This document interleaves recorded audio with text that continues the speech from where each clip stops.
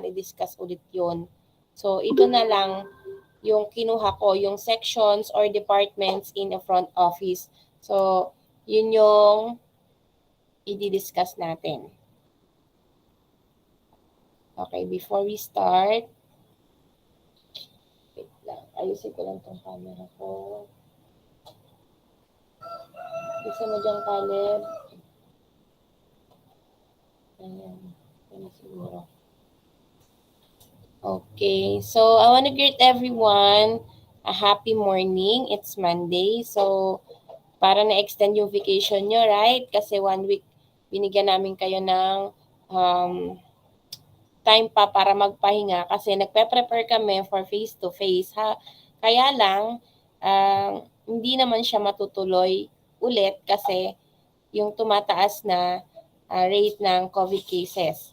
So, masaya na medyo malungkot pero okay na rin kung hindi pa matutuloy kasi meron pa tayong time para mag-prepare. Okay? So, let's start. Taas nga ng kamay ko nandito pa kasi hindi kayo nagre-response madalas. Para makita ko. Okay, I see hands. Kadia, I cannot see your hands. Hindi ko nakikita si Akadja na nagtataas ng kamay. Okay. Yes, Akadja. Okay na. Sige na. Okay na tayo. Si Caleb nandito. Okay, put your hands down. So, saan na ba yung ano po? Wala. Ayan. So, makikita ninyo yung ating lesson ay sections or departments in the front office. So, i-familiarize ko na kayo, di ba, sa mga tools, equipment, and paraphernalia. Pero yung tanong doon is, sino yung mag-a-attend or sino yung gagawa ng mga or mag-manipulate ng mga tools, equipments, and paraphernalia na yon. So, yun yung i-discover natin ngayon. No? Sino yung anong sections, anong mga tawag dun sa mga positions doon sa hotel or sa front office para mag-attend or dun sa mga needs ng guest. So, we have the telephone, we have the fax machine. Sino yung gagawa ng call? Sino yung magre-receive ng call?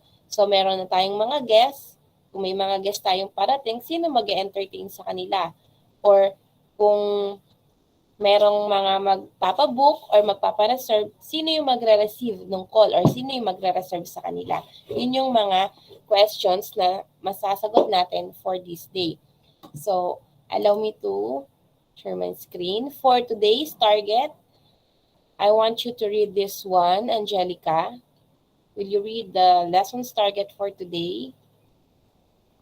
Lessons target. At the end of the lesson, we will learn about A. Different kinds of sections or departments in a front office or hotel service. B. Discover different job opportunities available for front office or hotel services. C. Add additional learning on my portfolio about the lessons and enable me to apply it to my daily life encounter. Okay, thank you, Angelica. So, hindi masyado naglalag yung ano na Angelica ngayon.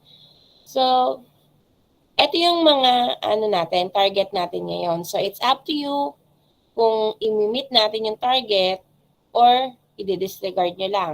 So, sabi ko nga, ang learning, we prepare the lesson, we teach the lesson, pero yung mga students, sila yung mag-a-accept nun. Sila yung mag-generate sa mind nila. Parang ipaponder nila yung mga lessons na ibibigay namin. And then you pick the most essential words that you will remember, no? That will make a difference in your daily life. Okay? Message yata si Sam. Okay, next. So, before that, I was requesting for Vohan to lead us in a prayer. But then, wala si Vohan. Can I just ask Caleb to lead us in a short prayer? Hindi ka dito kasi wala ka dito. Let's pray, everyone.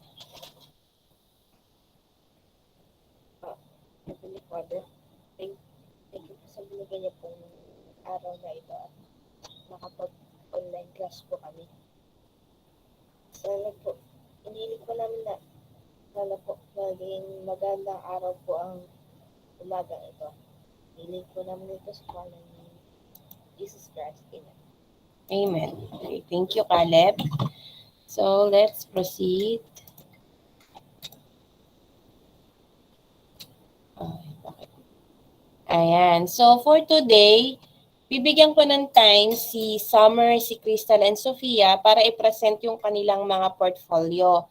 So, mag-stop sharing muna ako para ma-share screen ni Summer yung kanyang portfolio. After that, si Crystal and then si Sofia. So, I want you, everyone, I want you to focus on the content.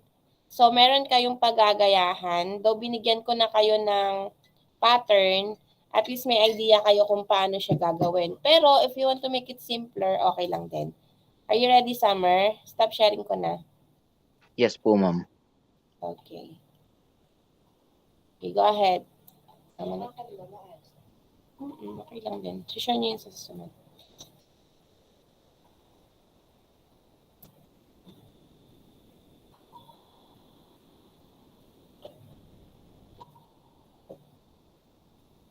Saglit lang po, ma'am. Okay lang.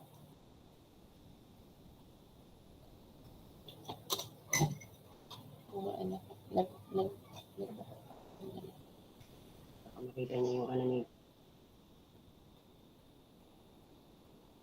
Pwede naman sabihin dyan ko ginawa.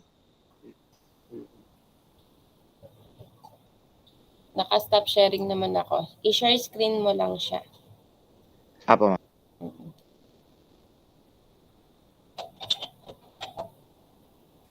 Kale, meron pa ba yung ganyan? Tingin niya ako. Hindi mo ko hot water kay mama. Ayun na po, ma'am. Okay. Sige, hintayin natin. Magpapainit pa ako. Oo.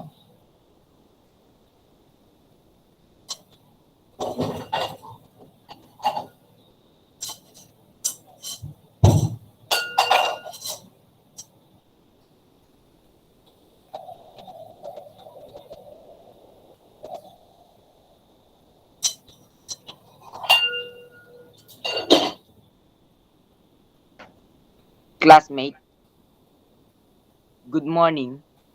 This is my portfolio. TLE Week 2 front office. Week 1 to 5 front office. Ano ba? Sa isang sulat Hindi lang. siya nag-move. Ayan, okay na.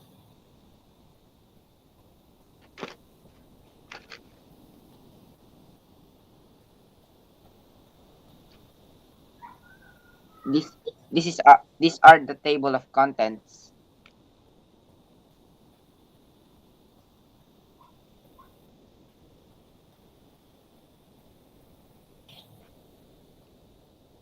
Okay. Discovered term of the day are the words we encountered for the first time, words that we find interesting to know and understand. And then we start to explore more to have broader view about the term.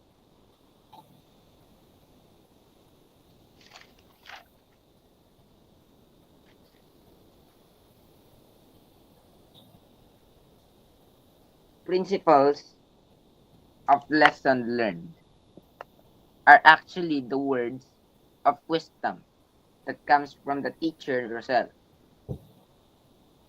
If I recall important message from what she was saying while discussing, automatically writing it down.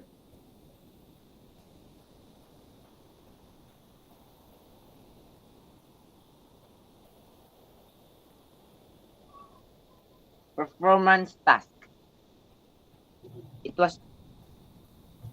Performance task or written task output. It was all our outputs from our previous activity. It includes our badges from what we obtained from teachers. And in case we don't have any output, I simply place or put some of the important things to remember from the module and research some more to add up. It is for additional content for the page.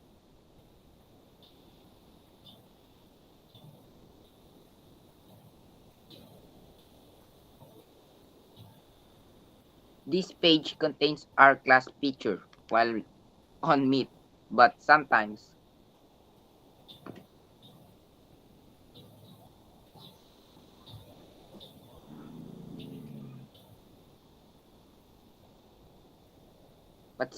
I have to ask teachers from my classmates.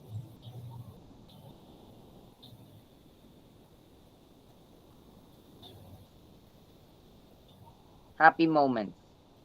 This page contains our memories on our enjoyable moment together while studying. I find it happy because we learn together and enjoy each and everyone company.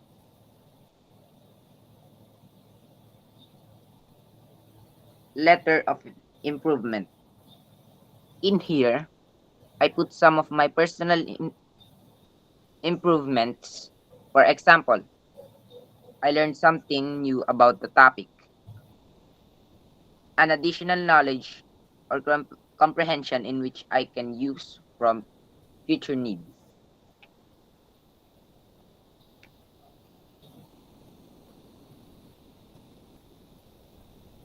Lastly, the note of our teacher. Note to the teacher. This contains my personal concern, feelings, and view that I wanted to tell her.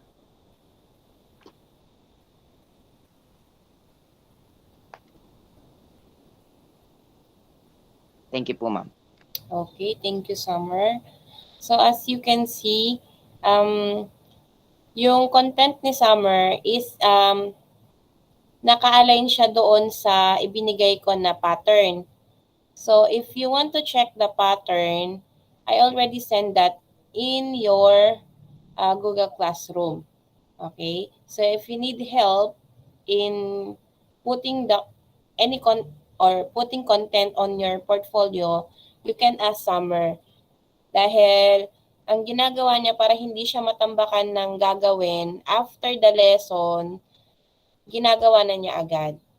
Yun yung sikreto doon. So, it's either short-term memory na naisulat mo, nagiging memory na yon. No? At least you write down yung mga maiiksing naaalala mo. And then eventually, na-store yon as memory. Okay? Thank you, Summer. Let's proceed. Crystal, you're next. Okay po, ma'am.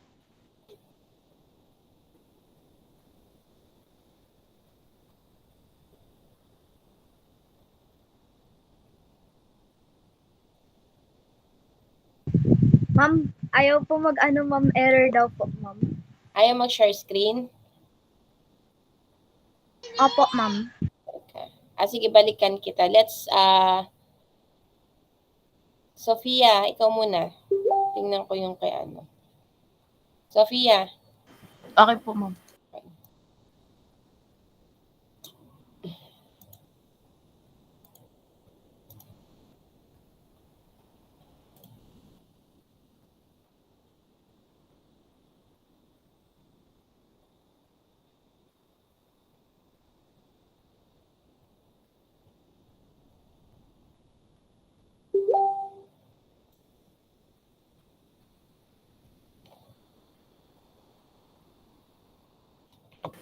Magandang araw sa inyo.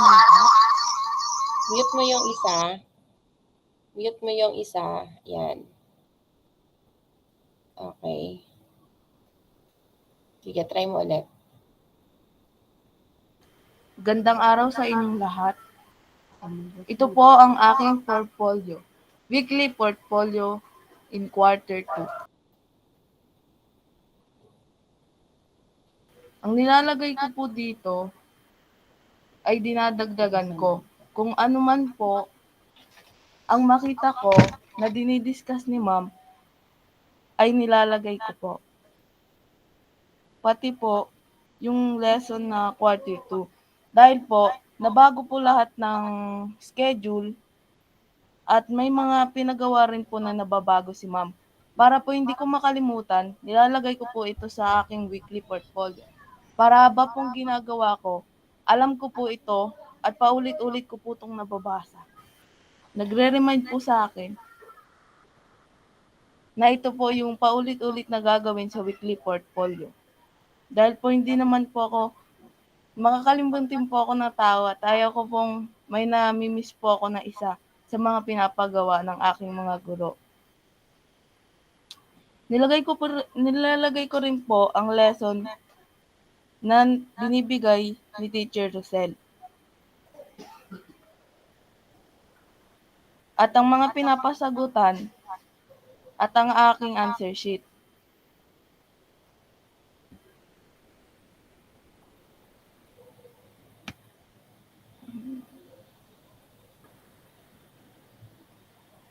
Nakalagay rin din po dito ang aking mga batch na binibigay ni Teacher Rosel at sinasabi na meron akong itong batch. Discover term for the day.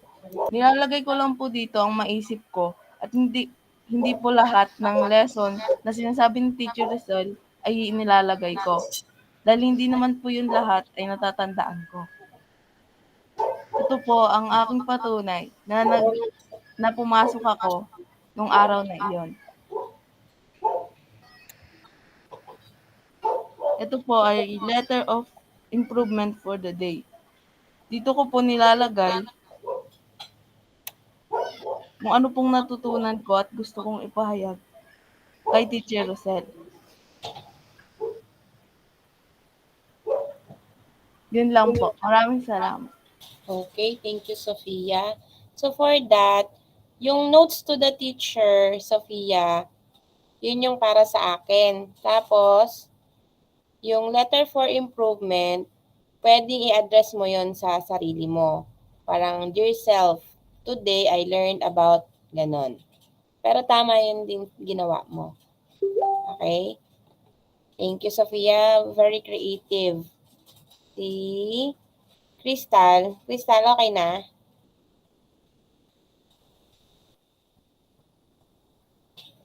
Ay, nawala. Siguro, bigyan na lang natin ng ibang day si Crystal. For that.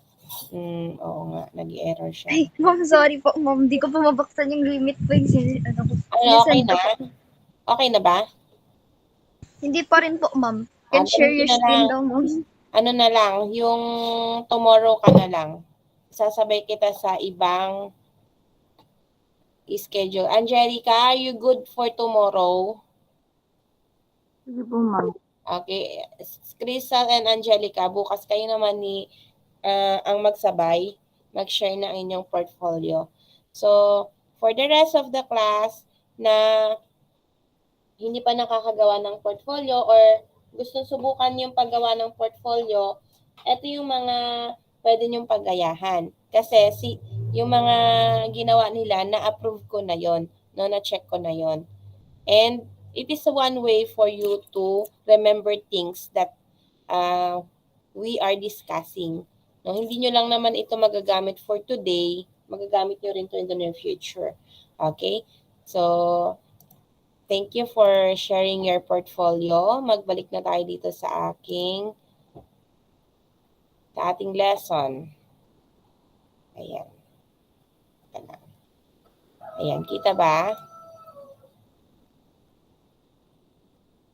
Opo. Response, okay, thank you. So, this week's activity, parang mali yung ko. Okay, for this week, activity, submission of portfolio from week 1 to 5.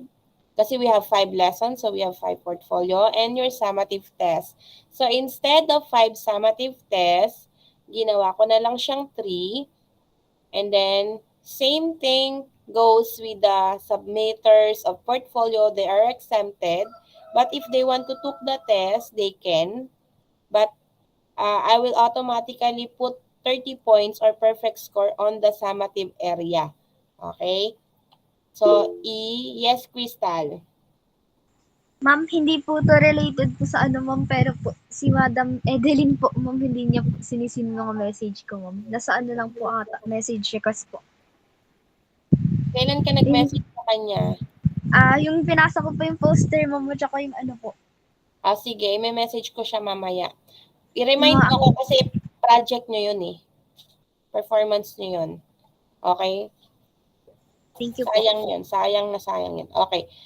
Remember ha, submission of portfolio, week 1 to 5. Pwedeng simple lang yung portfolio nyo, class.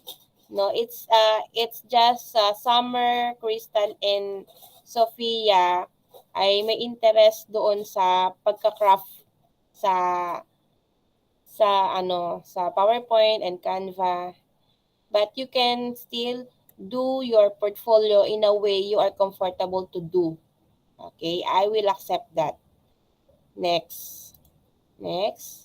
So let's start. So tell me what you see and guess what work or task they are doing. So may mga ipapakita ko sa inyong pictures. You have to tell me what are the tasks or what work are they doing. Okay, you ready? Ready na Yes, ba? ma'am. Summer, Crystal, Katara. Okay. Apo, ma'am. So let's, okay, can you guess? Tama ba yung spelling ko? Can you guess their tasks? How they look like? How they work? Do I want to be like them? How can I be like them?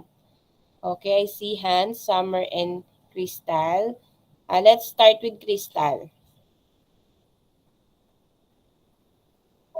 Dorman po ba, ma'am? Norman, possible. What else? They look like a doorman. Yes, Summer. Bellboy and the receptionist. Okay, the bellboy and the receptionist. They look like a bellboy and a receptionist. That's very good thinking also. And then let's try to answer the next question. How they work. Sa tingin nyo, paano sila nag-work? Ano yung ginagawa nila? Bukod kay Crystal, I wanna see hands off. Sino ba nandito? Sino ba nandito? Sige, Summer.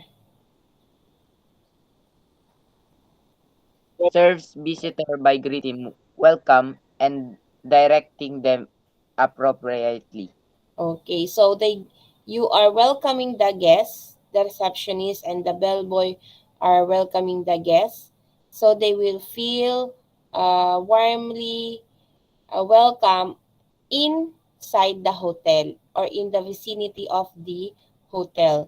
So the next question is, do I want to be like them? I want to hear from Katara.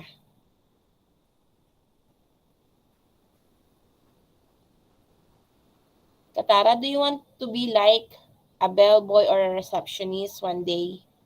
Yes po, ma'am. Okay. So, sa tingin mo, ano yung pag-engganyo sa'yo? Bakit kaya masarap maging receptionist? Or naka-encounter ka na ba ng mga kakilala na receptionist sa hotel? Hindi pa po ako nakakapag-encounter ng mga receptionist, pero gusto ko po maging receptionist para po maboost ko po, parang mapataas ko po yung confidence ko sa sarili ko at makatulong po ako sa iba na kung kailangan po nila na assist. Okay. Thank you, Katara. So, for Katara, she want to be like a receptionist. So, every one of us can be a receptionist. Don't you know that? Basta meron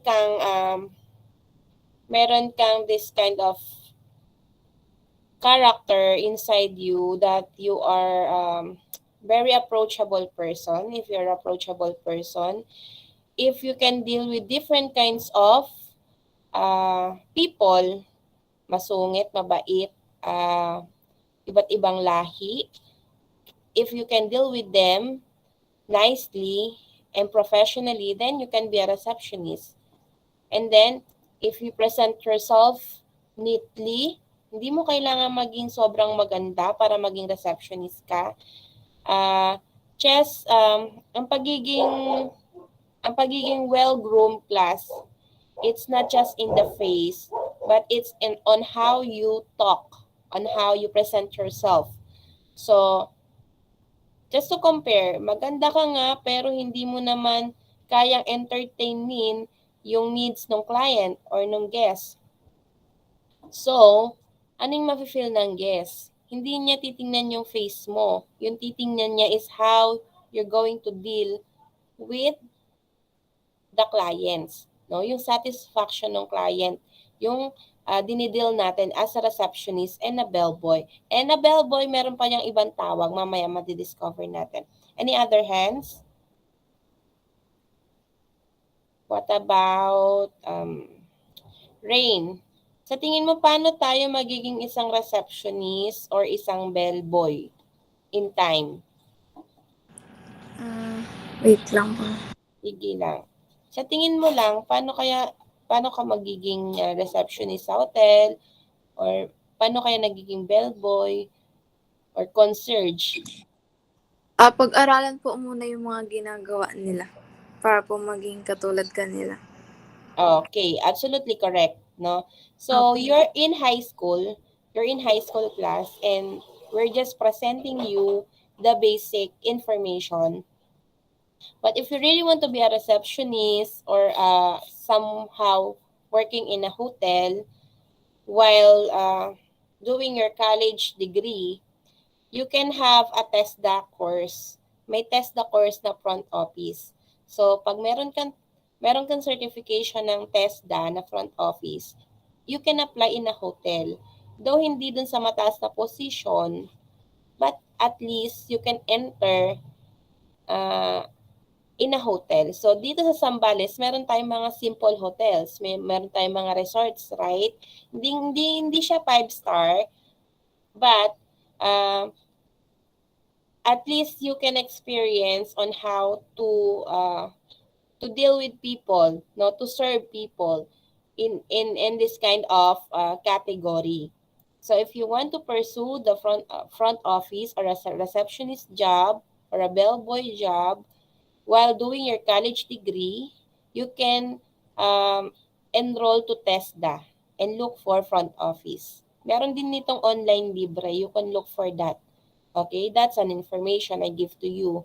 If you want to be certified, pag sinabing certified, meron yung certificate, national certificate.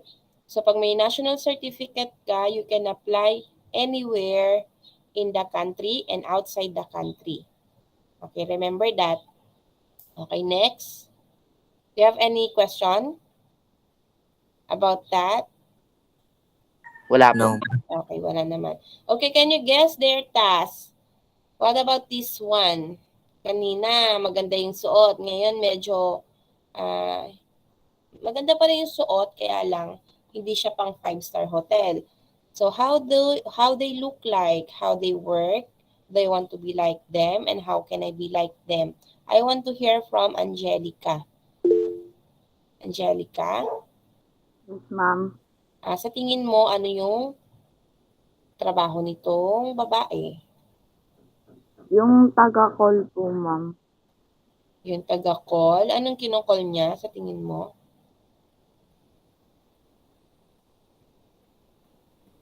Anong ginagawa niya kaya? Receptionist. Gumagawa siya ng... Ano to? Nawala si Angelica. So, can someone help Angelica? Akadia, would you like to help Angelica? Akadia. Nakamute pa din. Akadia. Okay, let's ask Crystal. Ma'am, yung ginagawa po nila, ma'am, may tumatawag po sa kanila, tapos may tinatawagan po sila. Nagagather po sila ng information, at gumagawa po sila ng appointments and reservations po. Yes, probably that's correct, no? So, nakalagay kasi dito reception. So, naggagawa yung mga receptionist sometimes ng reservation kapag may nag-i-inquire sa kanila. Pero most probably, ang ginagawa kasi kapag may nag-i-inquire, yung mga telephone operator. Telephone operator yon na hindi mo makikita sa reception area. Kaya lang, yun ay for big hotels. While kapag smaller hotels or yung mga low class lang na hotel, yung receptionist, sila na din yung nagtitake ng reservations. Okay? Para nagmumultitask sila. Next, I see Summer raising his hand. Summer? Ma'am, po, telephone operator communication nga po. Okay. So, telephone operator communication or communicator. Nag-message si Angelica. Distribute message from guest, provides information on guest service. Yes, that's correct. They provide information for the guest or to the guest. Okay, next. Thank you, Summer. Mag-participate naman. Okay, I want you to read this one, Renz. Renz, can you read this one? Yes, ma'am. If there are tools, equipments, and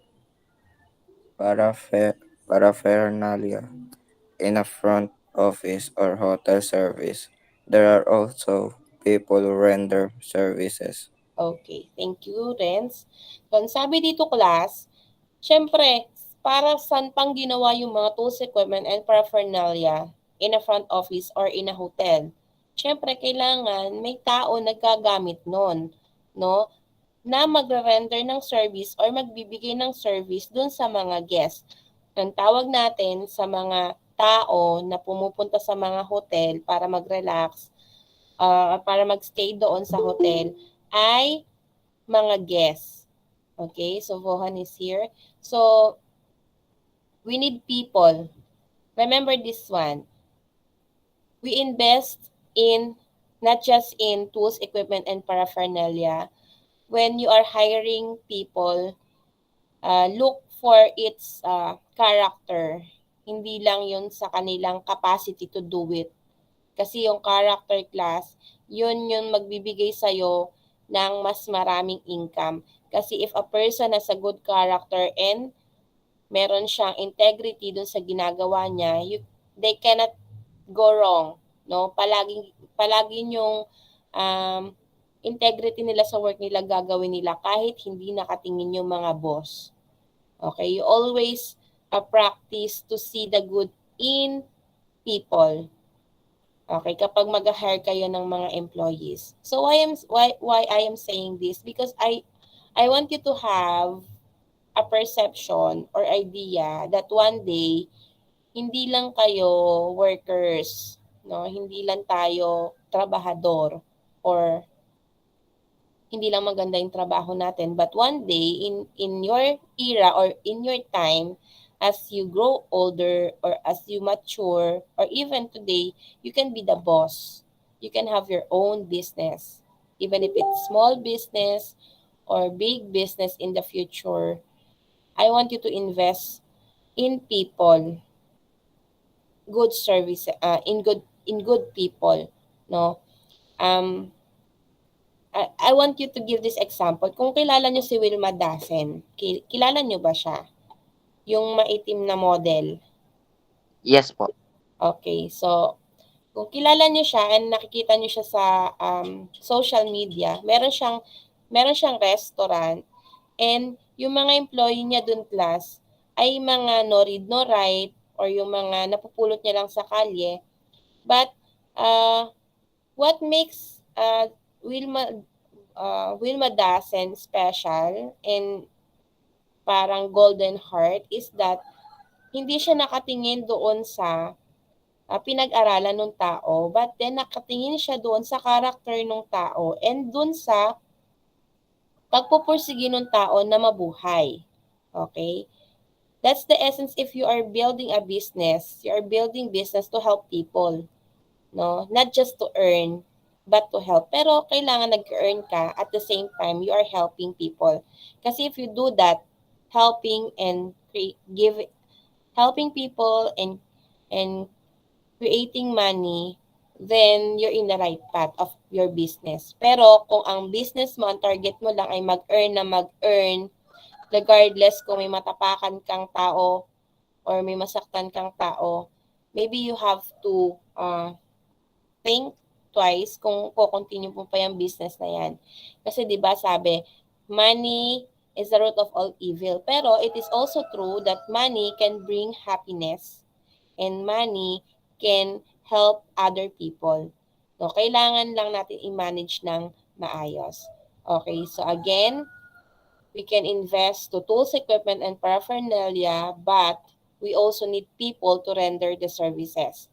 Let's proceed. Okay, ito yung mga hotel features. So, kita nyo naman, no, ano-anong, kung mapapansin nyo, may front door, may reception area, and the main reason bakit na-build yung mga hotel is for the purpose of rest and leisure. Remember that, for the purpose of rest and leisure. And sometimes, businesses or meetings are held in hotels. So, conventions sometimes are held in big hotels like Shangri-La Hotel, yan, 5-star hotel, yung mga weddings, ganyan, pwedeng doon kinoconduct. So, what's the purpose of hotel? So, the guests will be pampered. Alam niyo mapapampered, parang, you call that? Parang maging maganda naman yung pakiramdam nila, no? After a long term of work, mag-hotel sila and they will feel relaxed and ease, 'di ba? So, ano yung purpose ng mga tao na nag-work sa hotel? They have to give services. For example, yung bellboy o sa reception area, kapag ba nakasimangot yung receptionist, sa tingin nyo ba it will give a good impact doon sa guests? What do you think? Of course, ma'am. No, ma'am. No, the answer is no. Tama, Summer and Renz. So if you are running a business, it is important na you give your smile and you give your good attitude towards the person you are talking to kasi you are transferring some energy to that person. So kapag nakasimangot ka, most probably yung kausap mo, kung mahina yan, sisimangot na rin yan. But if you are smiling, you are spreading yung good vibes also. Okay, ganun yung ng features ng hotel. Di ba? Yung aesthetics niya para ma-relax yung isip mo, ma-relax yung katawan mo. That's the purpose of hotel or para makapag-rest ka. No? Para makapag-unwind ka. But this works sa mga may pera, syempre, yung mga may extra money. But for us na limited yung income, syempre nakikita lang natin to sa mga movies, sa mga novela, right? Pero at least we know the features. I hope one day one of you will be working in a big hotel here and abroad. Balitaan nyo kapag ganun na kayo, ha? Okay, next. Ayan. So, what should be the number one aim of any establishment or business? Ito, kanina ko pa to sinasabi. Sa tingin nyo, ano yung number one aim ng any establishment or business? Sa tingin nyo? Yes, Summer. To earn po. To earn. Another. To earn and what should we give to the customer? Sophia. What should we give to the customer? Comfortable. Comfortable or comfort. Very good. Yes, Katara. Satisfaction po, ma'am. Pakiulit. Satisfaction. Satisfaction, you got it right. Wait lang, natawag si Ninang ko. Wait lang. Ayan. Kita naman. Ayan, wait lang. Okay, very good. Sophia, Summer, and Katara. What should we aim? Siyempre, to earn. Pangalawa, to give your customer or client comfort. And then, yung sinabi ni Katara, satisfaction or client or guest satisfaction. Parang pag bibili ka ng food, you want to be satisfied, right? You want the food to taste good. So you will be satisfied. Same with the hotels. Kailangan ma-satisfy mo yung mga clients doon sa mga services na binibigay mo doon sa hotel na pinagtatrabahuhan mo or na i-build mo. So ngayon pa lang, ano yung mga... Wait lang, class ah. Sandit lang. Give me a moment. May klase ako, Mama Neng. Wait lang. May klase ako. Wait lang. Mamaya na. Yan. Natawag yung tita ko. Okay, next. Tandaan nyo yan ha. Satisfaction, comfort, and earnings. But the number one is satisfaction. Next. Asan na ba yun? Are you still with me? Kahit tahimik kayo? Opo, ma'am. Yes, ma'am. Okay, thank you. What makes a hotel stand from other hotels? So if you're going to make your own hotel or you try to compare hotels in the Philippines or even in abroad, what makes a hotel stand?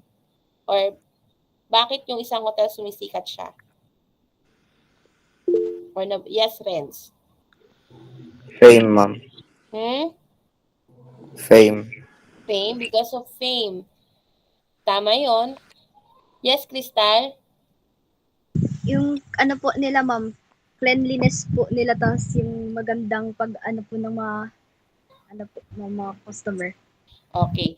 Cleanliness and yung good services. Tama yon. Yes, Summer. Next is Katara.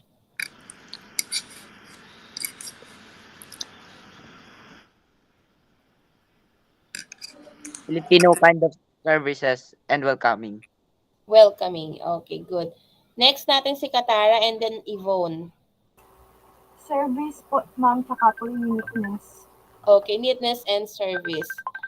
Ako, wait lang. Wait lang.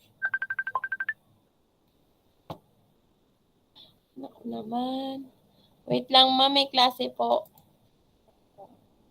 Tawagan nila ako. Saglit lang po. Okay, next. Next natin si Yvonne.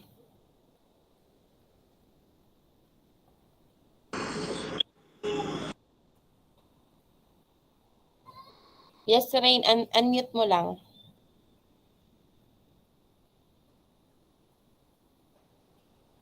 Rain. Mama, yung mga hotel ratings po. Kasi po yung iba pong hotels mas maganda po, kaya po ganun po. Okay, when you scroll online, 'di ba? Nung pinahanap ko kayo ng mga parang maghanap ka ng mga hotels kanyan. Sometimes yung mga 5-star nakikita natin, 'di ba? So kapag 5-star siya, parang titingnan mo na yung feature. Pag nakita mo na, wait lang, last message ko lang.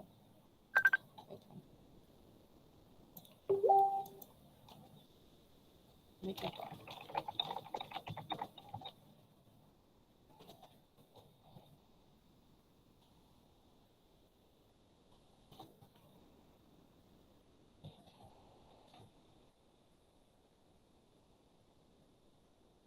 Okay.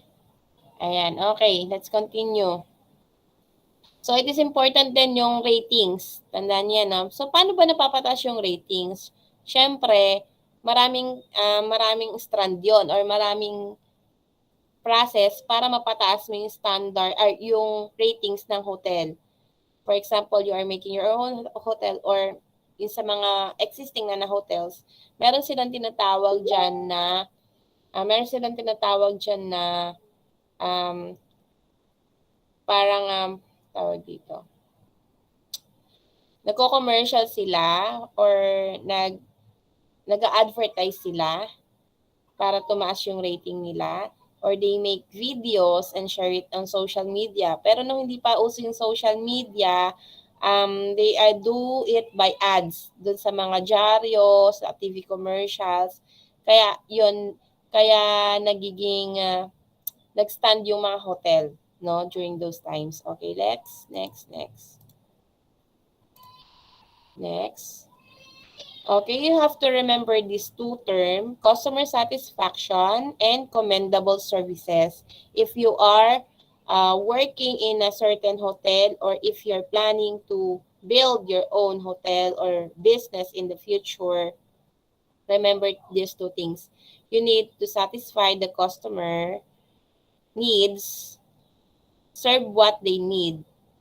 But remember to have integrity. Okay? Maraming nakapaloob pa rin dito, hindi lang basta you give the satisfaction for the customer. For example, gusto ng customer ay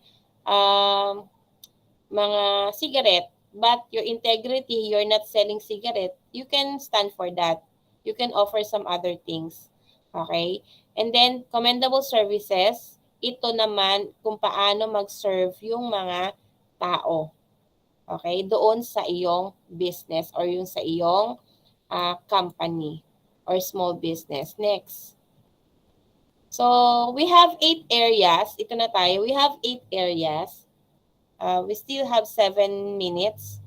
So, ito yung babasahin na lang natin. So, we have the reservation area. So, sa reservation area, dito ina-accommodate yung mga guests or yung client.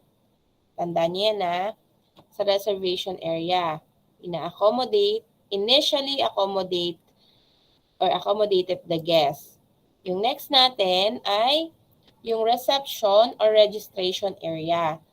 Dito naman, kung makikita nyo, may mga couch, right? Nakikita nyo may mga couch dyan, may mga nakaupo. And the guests or the clients can sit there. For example, nagre-reserve na sila, walk-in sila nagre-reserve. Ayan, pwede silang maupo dyan sa mga couch na yan. So, yung mga reception or registration area, kailangan meron siyang mga couch or mga upuan and lamesa. And you can also see that in Korean novelas and other movies, yung mga reception area na yan. Next, pangalawa na to. Pangatlo, the information desk. What's the difference between information desk and the reservation area? Sa information desk, ito lang naman sila yung responsible mag-provide ng mga informations. Sometimes, yung information area nandun lang sa front door. No, nandun na sa front door ng hotel. Samantalang yung reception or reservation area, yun pagpasok mo doon sa door ng hotel. But in other establishment, yung information desk nasa loob siya. Pero initially makikita mo agad, like sa SM. Di ba? May nakikita kayong information desk doon. Kung saan pwede kayong magtanong ng mga information about doon sa facility. So, sa isang hotel, ano yung meron sa information desk? So, they provide you the information about doon sa vicinity ng hotel, and then kung ano yung meron doon sa town na kinakatayuan nila. For example, yung mga hotel sa Olongapo, kapag nagtanong ka sa information desk doon, kailangan yung receptionist doon sa information desk, alam niya yung mga information about sa town ng Olongapo. For example kasi, ang guest nyo ay hindi taga rito. Usually naman, taga ibang bansa or taga ibang province. Syempre, they know nothing about the area. That's why the receptionist in the information desk give them the information. That's why the people or the person in the information desk, kailangan friendly siya and approachable siya. Kasi kung di siya approachable, paano siya lalapitan ng mga guests, no? Parang nakakainis magtanong sa masungit. Diba? Okay, next we have pang ilan na to? Pangatlo, pang-apat. We have the cashier. So, hindi na natin to bibigyan ng focus. Isa sa section ng front office is cashier. Diba sabi ko sa inyo, ito yung pinaka-importante. Kasi without the cashier, paano babayaran yung mga bills? So let me just read. So ensure timely collection of bills from different outlets and post them respective folios in case front office did not encode it. So kung makikita natin, yung receptionist, they have different tasks.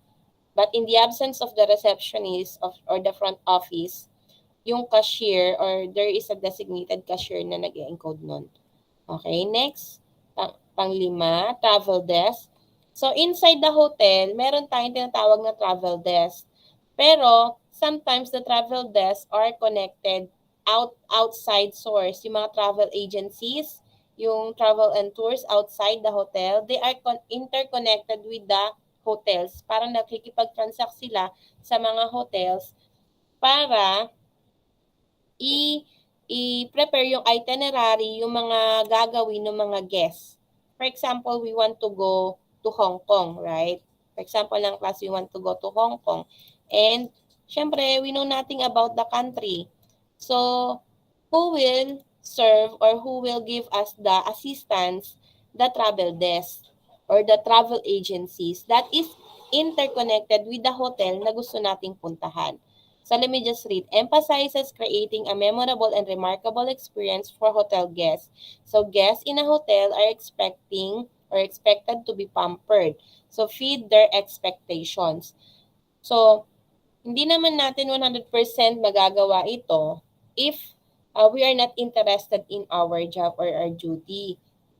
So if you want to be involved in this kind of business or work, you have to engage yourself na you have to be approachable and be very positive person kasi you are implying or parang nagpo-provide ka din ng positive vibes doon sa mga guests na pupunta doon sa area nyo.